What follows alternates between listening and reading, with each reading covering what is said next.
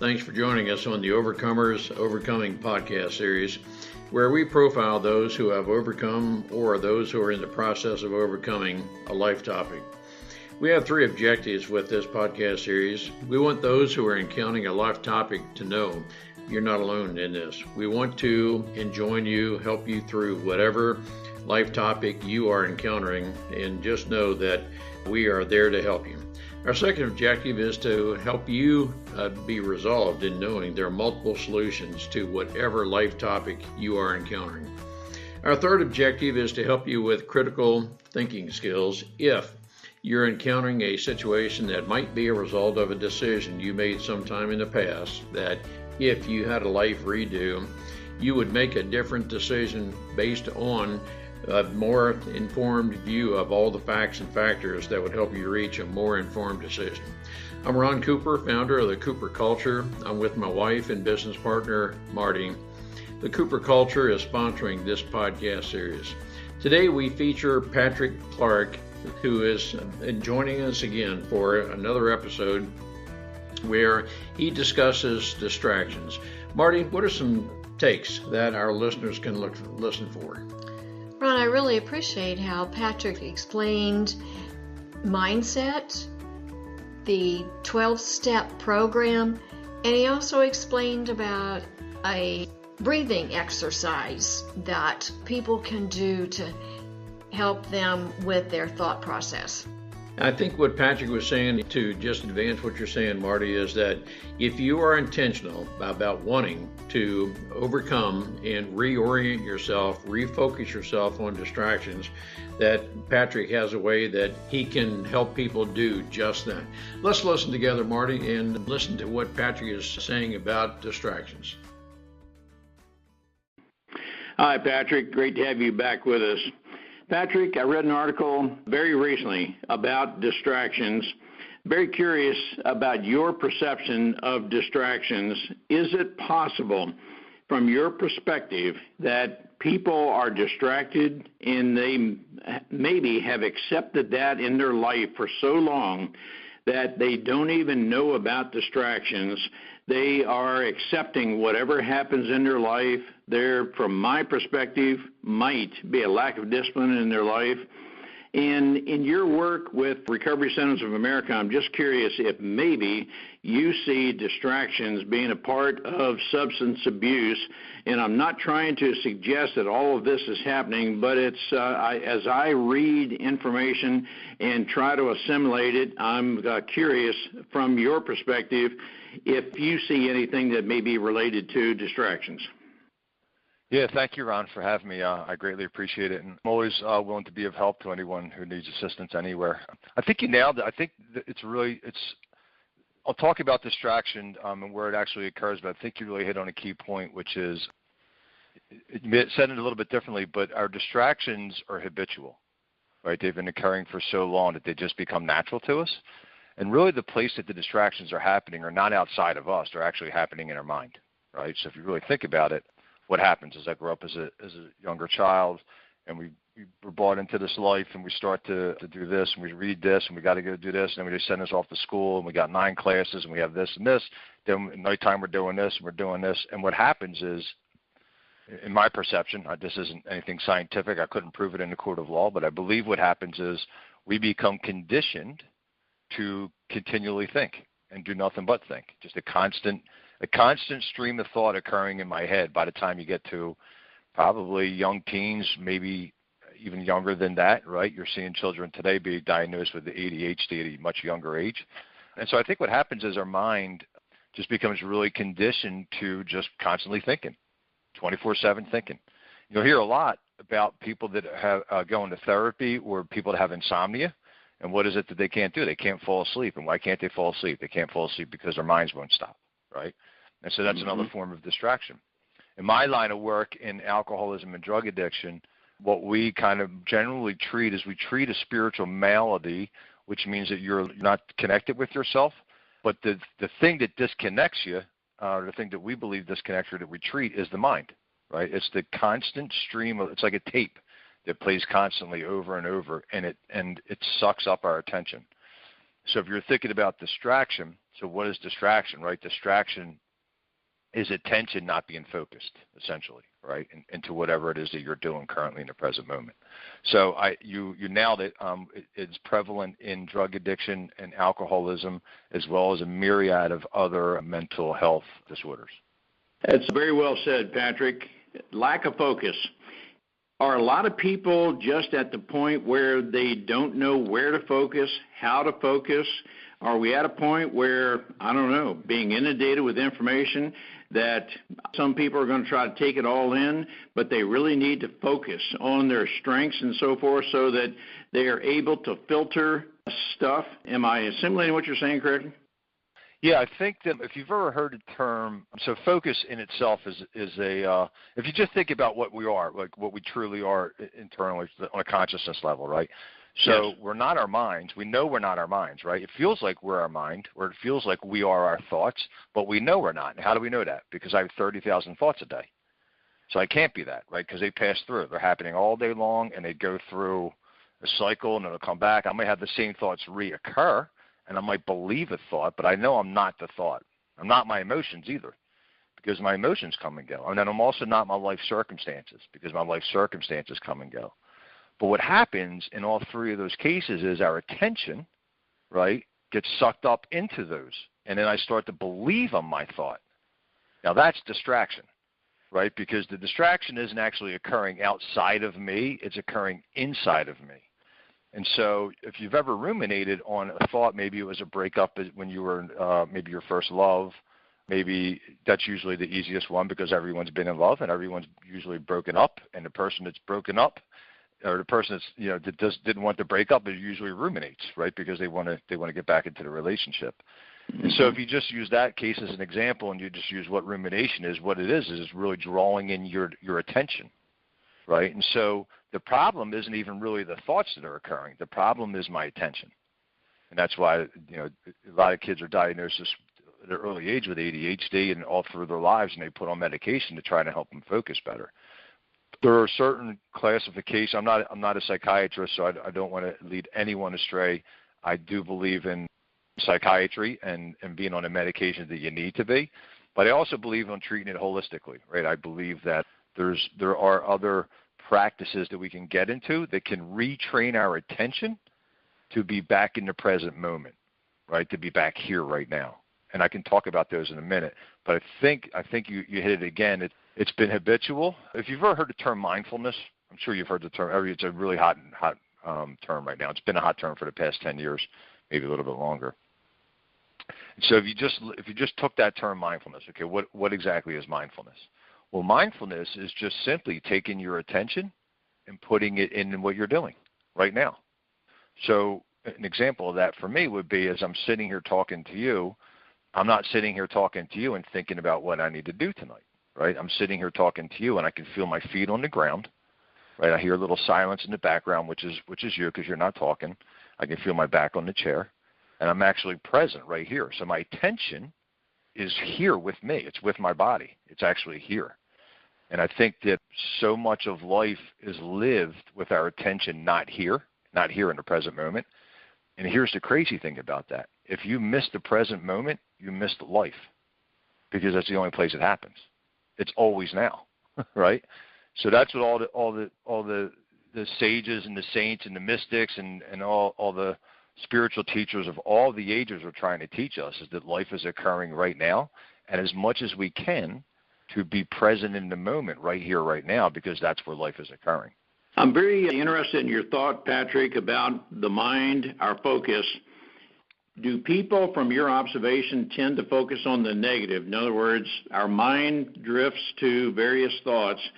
It would be my observation, again, I'm not a psychiatrist, I'm maybe the farthest thing from that, but I'm just curious if your observation is that some people just tend to gravitate to the negative that results in stress and takes us down a path of doing stuff that leads us into a life of not good decisions. Yeah, I think that's pretty apt description. My own personal experience and my observational experience has been that people generally avoid anything that they term to be negative. And they do that from a place, they do that for one reason, and that's because they're trying to get to a place where they're okay inside themselves. So that turns in all types of avoidance, right? So I'll avoid any type of negative, anything that I perceive as being negative, right? And I'll go to any lengths to do that because it causes me internal pain because I don't feel like non-acceptance would be one of the terms, right? So anything negative I try to run from. What ultimately is happening is I'm trying to get to a place that I think I'm going to be okay, right? And so a lot of the times when you hear somebody go through a divorce or something major, you'll hear somebody say, well, just accept it, or you got to let go of it. It'll be okay. And what they don't say that acceptance and letting go or whatever the situation is a process. It's not an event. And so what happens is people don't know that it's a process. They get stuck in a negative emotion, and that negative emotion perpetuates itself through the mind, right? So if you've ever been, think about if you're ever in nature, if you're driving down the road and sometimes you could be totally fine, and then a song will come on and it'll remind you of a past negative event or something like that. And then all of a sudden what will happen is your emotion will come up, and then you'll kind of get stuck in that emotion. Well, when people get stuck in an emotion, there becomes avoidance because it's painful. To be stuck in an emotion, to be stuck in a resentful emotion, to be stuck in a fear-based emotion, when you're in fear, you're contracted, your body is contracted. It's actually like really tight. That's actually a painful place. We don't really see it necessarily as painful to be a little feared up, but it is a painful place, and that turns into all kinds of avoidance. When really the way to get through is to do the opposite. If you go through a negative event in your life, because every negative event is going to bring on emotion, and that emotion has a lifespan. And that we don't know how long the lifespan is. No one can tell you that. But what we can tell you, that is if you avoid it and run from it, you're going to prolong that lifespan. So really the way out is in. The way out of that emotion is to actually turn into it and feel the emotion, because it's the only way you can get through it. The only way you can get through a negative event is to actually feel the emotion and not contribute to it with a story, which turns to distraction, because what can happen is if I'm sitting here with my emotion, my mind will start running again, right? And that's the distraction. It's pulling my attention in away from the present, which is right now I'm sitting here to pull it out of that. And then that's what we turn to be distraction. But really what it is our mind, it's our attention being pulled away, right, our attention. Do you help your people who are dealing in some form of substance abuse to deal with what you just said? That is, and I'm thinking, train the mind. You're probably dealing with a lot of people who you inherit them, so to speak, with X number of decades of chronological life. They are a product of the family, the background, and so forth. But can you, as a part of your work, that you do train the mind to think positive and deal with whatever emotions they're going through? Yeah, we do. I wouldn't use the term train the mind, but what we do is we try to get the person unblocked from the mind. And so I'll explain that a little bit. So the 12-step process is designed to unblock or disidentify a person with their thoughts and emotions and life circumstances, which is what I was talking about that earlier. So when we can learn to disidentify with it, and it doesn't mean on a practical level, right? On a practical level, I have to think about next week, and I got to look at my past, and I got to get up and I got to go to work, and I'm going to have these emotions that I go through during the day. But on a absolute level, what we want to do is we want to disidentify with those things, so they're not as life or death when they occur, because they are going to occur, right? So it's more of a letting go, letting the mind do what it's ever going to do and not attaching to it or not identifying with it. And basically what that means is I don't believe that whatever the thought stream that's going through my mind right now, I don't believe it to be me. I don't get mixed up in that manner. And so there's a couple different tools we use. The 12 steps are the number one tool for an alcoholic or a drug addict. But we also do meditation. We practice present moment awareness, which is mindfulness. And mindfulness is just, all it means is you're just putting your attention into whatever you're doing right now. And then the perfect example of that would be I just picked up a cup of tea, right? And the cup of tea is warm, and I got chamomile tea in it. And I'm holding on to the cup. And what I'm doing is I'm feeling the warmth of the cup on my hand, and I'm feeling the weight of the cup. And so my attention is right here, right now. Now, in a drug addict and an alcoholic, our attention will be usually future-based or past-based. So I'm usually living in the past, right? I'm bringing pain from the past with me right now, from an old relationship or something that happened to me, maybe in my childhood, et cetera. Or I put my attention in the future, and I almost create like a future goal of at what point I'm going to be happy. And so when this happens, and when I get married, and when I get this job, and when I get this car, I'm going to be happy. And so we put it in the future. But both of those are not practical ways to live, because the only moment that's ever happening is the one happening right now, right? And so if I can't get at peace with the present moment, with right now, I'm never going to be in peace in the future, ever, right? And I haven't been in peace in the past. And so what happens is I bring those things into the now. So, yeah, we absolutely work with that 100%. Can a person who's not dealing in substance abuse benefit from this 12-step program? And I'm asking the question in the context, does a person, an instructor, or whatever the term may be, do you have to be certified in that 12-step program? No, that is an excellent question, because I have helped people with the 12 steps that are not alcoholic and drug addict. Basically what the steps are, and I'm not affiliated, Recovery Centers of America is not affiliated nor represents any of the 12-step programs, but we have a lot of people that work there and that go through our course that do go through the 12 steps. There's no certification process. It's completely anonymous and free. What we do require is that the person who is teaching or helping somebody else with the 12 steps has gone through it themselves. Really, all they really are, Ron, is they're just simply spiritual practices that have been assembled in a way to help alcoholics. But it doesn't mean they can't help other people, because all the practices actually come out of other spiritual traditions, such as meditation, such as helping others. Our 12th step is about altruism, about getting out and helping others. Our 11th step is about prayer and meditation. Our 10th step is about just getting present. Our 9th step is about paying back, making amends to people you've harmed. And so these principles are not 12-step, drug and alcohol-based principles. They're really spiritual principles that just have been assembled in a way to really help alcoholics and drug addicts, but they can help anybody. Yes. One of the principles we have discussed in these podcasts is whatever it is you're seeking, whatever it is you want, learn to give that. And you want to be accepted, then practice accepting other people.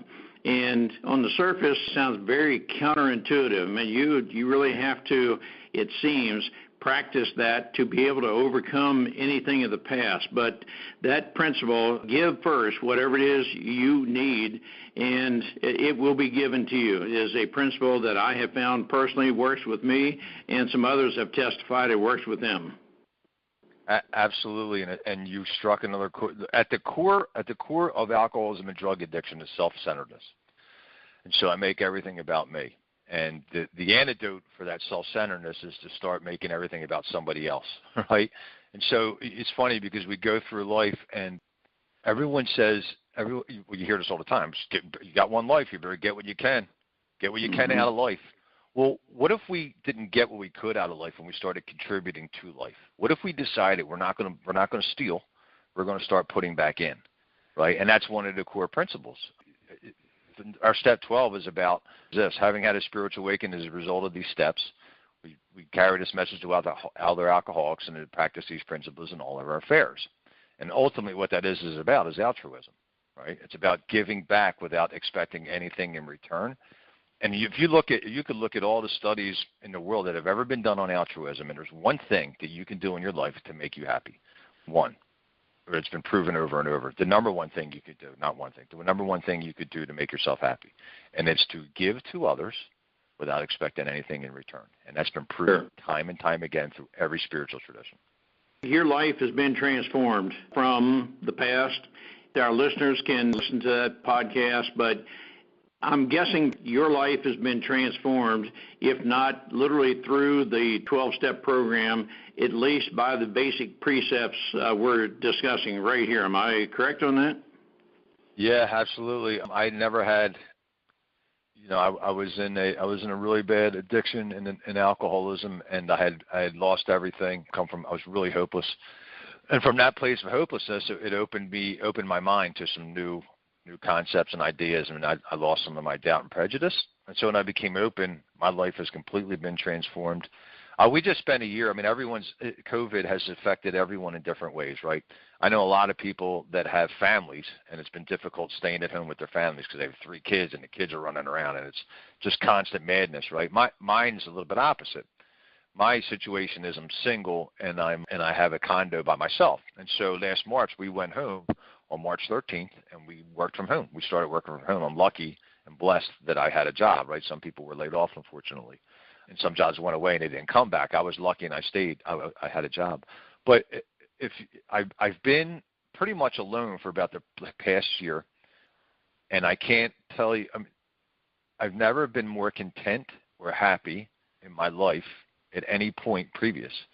And this is included with being because I work from home, so I work from home most of the time, and most of the time we were quarantined.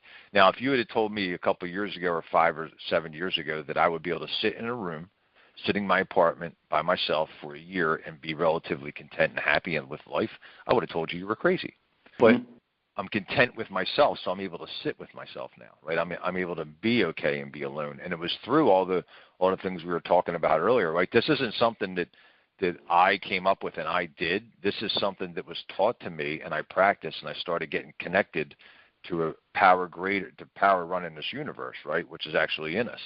And so when I started to get connected, I started to be okay. Yeah. You've mentioned process. You mentioned hopelessness. I'm discerning what you're saying is there's no true hopelessness. There's always hope. No matter what it is you're going through, you can come out on the positive side. But I'm hearing the word process also, which tells me there's probably not a quick fix to this. But if you are willing to work with a person, and I'm assuming a person who may be, I'm not sure the word suffering is right, but it's a commonly used term, a person who's suffering from despair, distractions, and so forth, if that's where they are in life, find somebody. Or for us to be proactive, engage in a person's life, and you can, through a process, help them through what may seem at the time to be hopelessness or despair. Is that an accurate statement? Yeah, absolutely. You know, when I met the gentleman that took my sponsor, that took me through the steps, you know, the first thing is I knew that he knew what I was talking about because you nailed it, because it was about suffering. We call it a suffering alcoholic. And so I was suffering deeply, and I didn't see any way out. You really suffer when you don't see any way out, right? That's when you really start suffering. And so by virtue of him walking the same path, I knew instantly in my heart that this guy knew what he was talking about, and it was almost like a key unlocked the door for me. So it wasn't like people barking at me and telling me orders and I should go do this and do that and do this and do that. I already tried all that and it didn't work. But this gentleman had walked a similar path, and I knew it immediately. And out of that path, here's the crazy thing if you think about it. It was his 12th step, which I just quoted to you a little while ago. My recovery started out of him doing his 12th step. And his started out of his sponsor doing his 12th step, and they were both hopeless. And so most of the time what you'll find, you said one of the terms you use to become willing, and that's a key term that we use in the program that I'm in, is there's three things are indispensable. It's honesty, open-mindedness, and willingness. And if you have those 3 things, you can recover from anything. Usually what prevents us from recovering is our own rigidity, our own closed-mindedness and prejudice and doubt. That's really what happens. But the hopelessness and the pain and the suffering, life will give you the lesson you need to learn, right? It'll keep giving it to you until you learn it, unfortunately, right? And so out of that hopelessness, you can be born of a new life. And I'm not doing things I'm not doing crazy stuff. I'm from Philadelphia, and I still live very similar to what I used to, but my spirit and my mind and my heart and my body and all of that has been completely changed. For the person who is just listening intently, they're in the moment with you right now, and you gave them a call to action, that this call to action would be the start you need to lead a better life, to get out of despair, to avoid distractions, and you're willing to work a process, what would be that call to action? Yeah, there's one thing that everyone could, there's 2 things actually, but there's one thing that everyone could do, that if they did this, they did this one thing for the next year, it would bring about a profound change within them that probably nothing else could do, and it would be really simple. It's watch your breath. In other words, watch your breath, your breathing. So your breath, the most natural thing that we do as human beings is breathe, right? It's like we breathe, I don't know how many times a day, but we don't have to think about it. It's so natural to us. And so if you when you were in line at the bank and you were waiting, or you were in line at the grocery store, or you were sitting at home in the morning, or you were sitting in your car and you were at the red light, or you were we wait all day long. Most of our lives are waiting for something. If you just took the times you were waiting and you placed your attention on your breath and followed it into your body and followed it out of, that's meditation, followed it into your body and followed it out of your body, it would bring about an absolute transformation in your consciousness. In other words, you would be freed from the incessant trappings and prison that the mind creates for us. Because it's all about the mind. It's all about the mind imprisoning us, right? If I didn't think, if I was sitting right here and I wasn't thinking and I just was present, there would be not a problem in the world. The problem gets introduced when I start thinking about all the things I need to do, which takes us back to the distractions. So if you just took that one exercise for the next year and you followed your breath as much as you could and you watched it go in and go out, and you just followed it for the next year, it would bring forth a profound change in your consciousness and your presence. That's a great way of stating that. I'm retired Air Force and aviation. I can tell you the word hyperventilate, I know what can happen, that you're just standing, and the faster you breathe, you can make yourself faint through that, and your stress level builds, your blood pressure, and so forth. I know exactly what you're saying. If we are conscious of our breathing, which to the listener may sound just far too elementary, I can tell you that you are right on target with that. Yeah, and that word is the operative word. One conscious breath, and then you take that to 2 conscious breaths, and then you go to 3 conscious breaths. And when you're conscious of your breath, guess where you are? You're in the present moment, and you're in life because it's happening now. It's always now.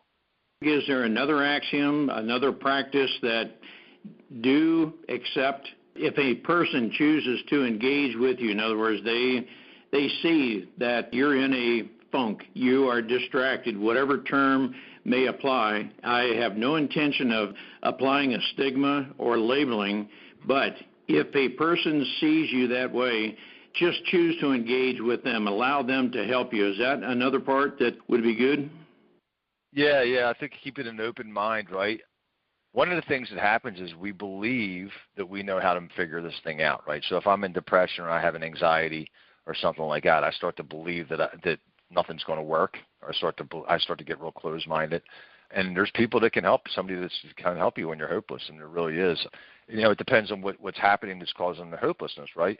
But I will say that when you can find somebody that's going through a similar thing, and that's why the support groups are so important, right? And not just Alcoholics Anonymous, Narcotics Anonymous, and Overeaters Anonymous, all the support groups, codependency, all the support groups. There are people that go through cancer treatments and different types of medical and health issues that have local support groups.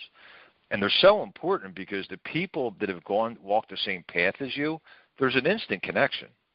And you can't fabricate it. Like I could never walk into I'll use the cancer one. I can never walk into a support group for cancer patients and fake my way through it. I can't, right? So there's a connection that happens when people have walked the same path. And so that's all. I always go back to, you can find local support groups, and they're online as well, and you can always find help in those areas because generally speaking, humans go through the same things. There may be a little variance, of course, right? But generally speaking, we kind of go through the same things, the same emotions, the same reactions, et cetera, et cetera. And you can always turn to your local support groups, and there's a connection that occurs when some people have had the same experience, and it's so key because it really can unlock a door. I'll start listening to Ron because I know Ron was an alcoholic, right? But I'm not going to listen to Marty because I know Marty's not, right? Marty doesn't understand, and that's why that understanding can really foster an experience, a connection, and that connection is grace. You know what I mean? It's grace. It really is. I want to thank you for sharing your wisdom with our listeners. Thank you for sharing from the heart. You have a very definite resolve about your voice, and that is good. And people resonate with those who are resolved, having been through life experience, and you're on the positive side. So on behalf of our listeners, thanks for sharing with us. Yeah, thank you so much, Ron. Thank you so much, Marty, for having us. I love what you guys are doing, and I'm always available to help in any way I can. Great, Patrick. This is wonderful. Very, very informative. Thank you so much. What are your thoughts on distractions? Life purpose, focus, intentionality, all of those topics are related.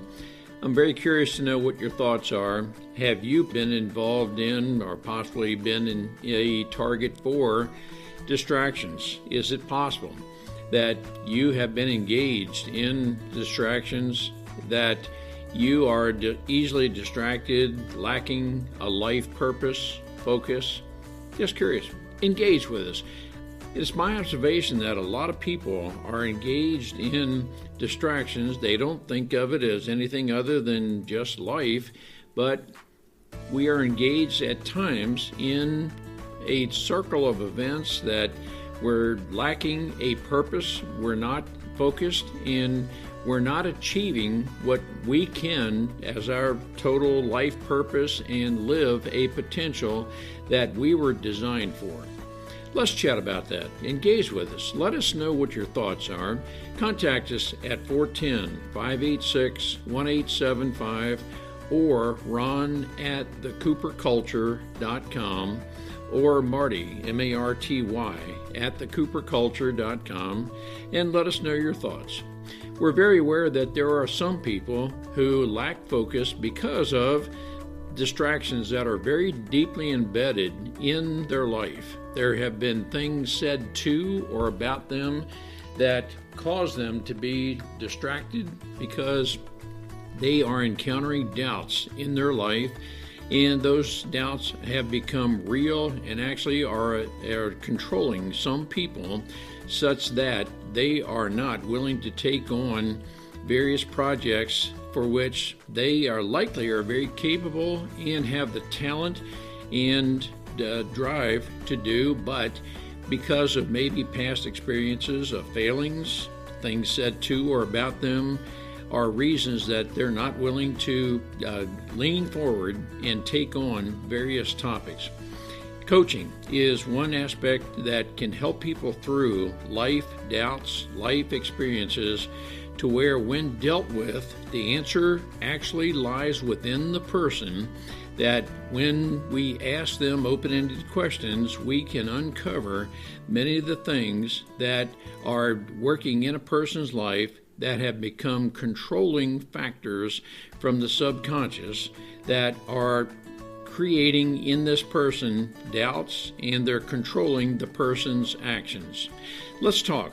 Let's talk about coaching and how that may help you or those within your circle of influence over various topics that are keeping anyone from living and achieving their life purpose.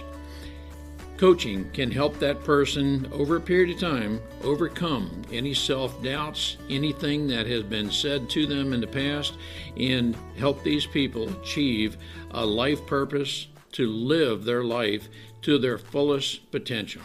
Let's discuss the various aspects of distractions and how they may be having an impact on you. We look forward to working with you.